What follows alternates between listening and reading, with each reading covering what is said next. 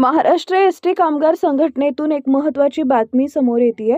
निलंगा इथं संघटनेची वार्षिक सर्वसाधारण सभा मोठ्या उत्साहात पार पडली असून आगामी काळासाठी नव्या नेतृत्वाची घोषणा करण्यात आली आहे। 19 फेब्रुवारी रोजी झालेल्या या महत्त्वपूर्ण सभेत प्रल्हाद विठुबोयने यांची अध्यक्षपदी तर अंकुश काळे यांची सचिवपदी सर्वानुमते निवड करण्यात आली आहे। सभेच्या सुरुवातीला सचिव अंकुश काळे यांनी सन 2025 चा वार्षिक अहवाल सादर केला, तर मावळते अध्यक्ष राजकुमार सूर्यवंशी यांनी गेल्या वर्षभरात संघटनेने कामगारांच्या हितासाठी केलेल्या कामांचा आढावा घेतला। या निवडीसाठी प्रकाश शाणिमे, श्याम यरनवाड आणि एसटी सोसायटीच्या संचालकांनी महत्त्वाची भूमिका बजावली।